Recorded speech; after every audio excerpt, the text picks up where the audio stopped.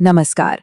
इस एक्सप्लेनर में हम भारतीय उपमहाद्वीप के 4000 से भी ज्यादा सालों के अविश्वसनीय इतिहास को डिकोड करने वाले हैं। मतलब हम उन शक्तिशाली साम्राज्यों के नाटकीय उदय, उनके पतन और फिर से उनके उठ खड़े होने की पूरी कहानी ट्रेस करेंगे। ये सिर्फ कुछ राजा महाराजाओं की बात नहीं है, ये एक पूरी की पूरी सभ्यता की कहानी है जो आज भी हमारे इर्द गिर्द जिंदा है। तो शुरुआत इस सबसे बड़े और दिलचस्प सवाल से करते हैं। आखिर इतनी विविधताओं वाले इस क्षेत्र ने अपनी मूल पहचान खोए बिना हजारों सालों के लगातार आक्रमणों और टूट-फूट को कैसे झेला? कैसे इसने नई संस्कृतियों को इतने आराम से खुद में जज्ब कर लिया? और इस हैरत अंगेज ऐतिहासिक लचीलेपन या कहें रेजिलियंस का जीता जागता सबूत है आज की 1 अरब से भी ज्यादा की आबादी। आज जो भी जीवन शैली हम देखते हैं वो इसी जटिल लेकिन बेहद समृद्ध विरासत की देन है। आज के इस चर्चा का हमारा रोड मैप कुछ ऐसा रहेगा।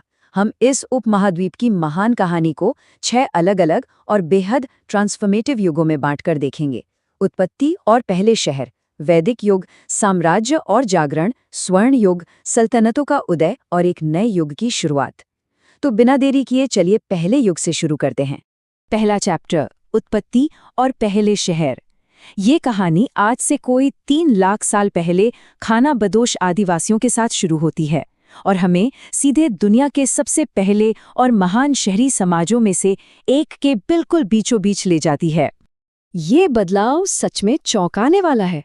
जरा सोचिए, एक तरफ आदिवासियों का जीवन था जो पूरी तरह से मौखिक परंपराओं और प्रकृति के साथ तालमेल पर टिका था, और दूसरी तरफ चौथी सहस्राब्दी ईसा पूर्व के अंत तक आते आते अचानक से हम सिंधु घाटी सभ्यता को देखते हैं, पक्के पत्थरों की वास्तुकला और एकदम वेल प्लान्ड शहरों के साथ। और ये शहर कोई छोटे मोटे नहीं थे। 2600 ईसा पूर्व के आसपास जब ये सभ्यता अपनी पीक पर थी तब सिंधु घाटी में करीब 50 लाख लोग रहते थे।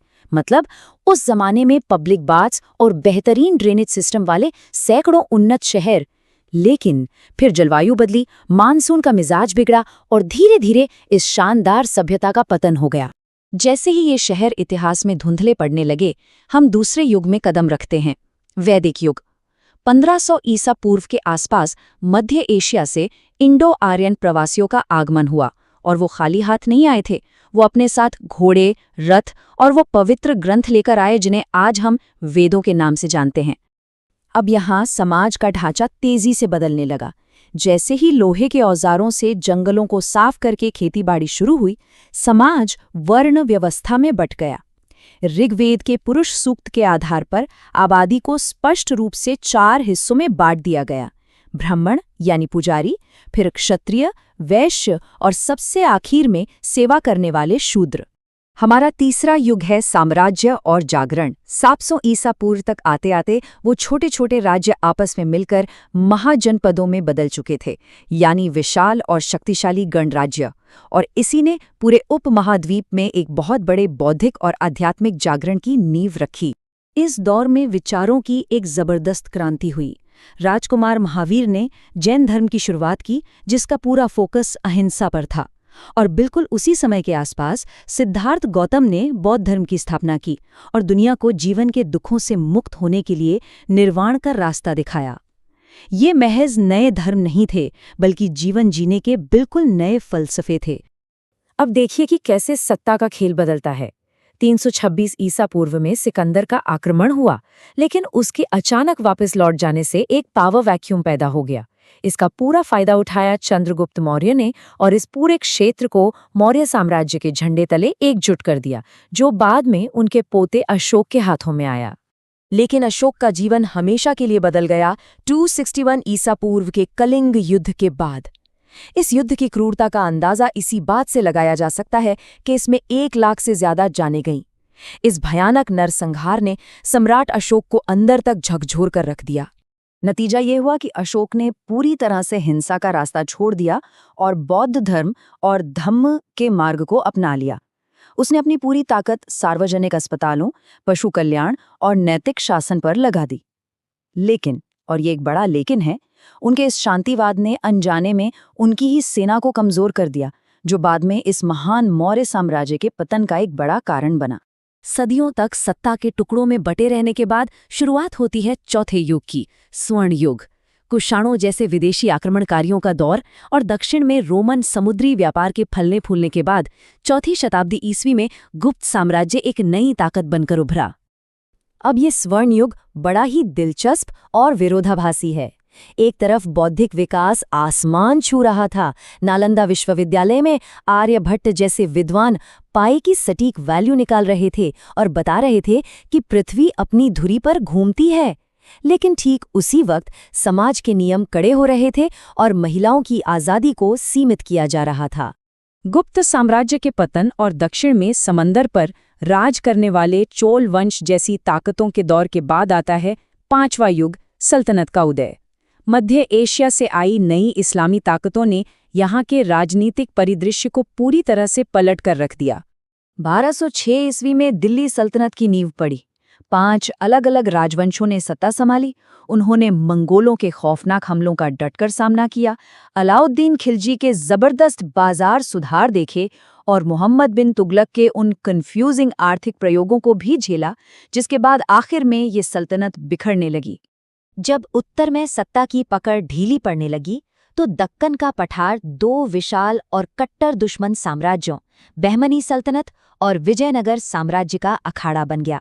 ये लगातार आपस में लड़ते रहते थे, लेकिन मजे की बात देखिए, इसी दुश्मनी के बीच उनके अंदर गहरा सांस्कृतिक लेन देन और राजनीतिक समझौते भी चलते रहे। और अब हम आ पहुंचे हैं छठे और अपने आखिरी युग में, बारूद और नए साम्राज्य की शुरुआत। 15वीं सदी में जिस तरह से ये उपमहाद्वीप अंदर से टूट चुका था, उसने एक बिल्कुल नए तरह के तकनीकी रूप से एडवांस्ड हमलावरों के लिए दरवाजे खोल दिए। 1398 में दिल्ली पर हुए तैमूर के भयानक हमले ने तो वैसे ही पुरानी व्यवस्था की कमर तोड़ दी थी। और इसी उथल-पुथल के बीच जब समंदर के रास्ते यूरोपीय व्यापारी यहाँ दस्तक दे रहे थे, ठीक उसी समय मध्य एशिया से एक नया शासक बाबर भारत में दाखिल हुआ। और फिर आता है 1526 का पानीपत का युद्ध, वो टर्निंग पॉइंट जिसने सब कुछ बदल दिया। बाबर ने बारूद और तोपों का वो इस्तेमाल किया जो भारत में पहले किसी ने नहीं देखा था। पारंपरिक सेनाएं इसके आगे टिक ही नहीं पाईं और यहीं से शुरुआत हुई विशाल और शक्तिशाली मुगल साम्राज्य की। हालांकि मुगलों की शुरुआत कोई बहुत आसान नहीं थी। हुमायूं के हाथों से सत्ता एक बेहद होशियार अफगान नेता शेरशाह सूरी ने छीन ली थी।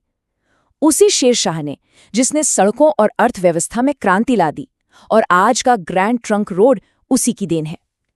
खैर, बाद में हुमायूं ने किसी तरह अपनी सत्ता वापस पाई और मुगलों के सुनहरे भविष्य की जमीन तैयार की। तो इस पूरे सफर को देखकर क्या समझ आता है? इस उपमहाद्वीप का इतिहास बिल्कुल एक स्पंज की तरह है। अनगिनत हमले हुए, बड़े बड़े राजवंश मिट्टी में मिल गए, लेकिन यहाँ की संस्कृति ने हमेशा नए विचारों को सोखा, खुद को नए हालात के हिसाब से ढाला और हर बार पहले से भी ज्यादा मजबूत होकर वापस उठी। और यही बात हमें सोचने पर मजबूर कर देती है। जैसे जैसे यूरोपीय ताकतें और मुगल इस क्षेत्र की शक्ल बदल रहे थे और दुनिया भर के व्यापारिक जहाज इन तटों पर अपना डेरा जमा रहे थे, तो ये पुरानी और लचीली सभ्यता आगे कौन सा नया रूप लेने वाली थी? तेजी से बदलती इस ग्लोबल दुनिया में इसका अगला कदम क्या होने वाला था? ये एक बहुत बड़ा सवाल है। खैर, इस एक्सप्लेनर में हमारे साथ इस ऐतिहासिक सफर पर चलने के लिए बहुत बहुत शुक्रिया।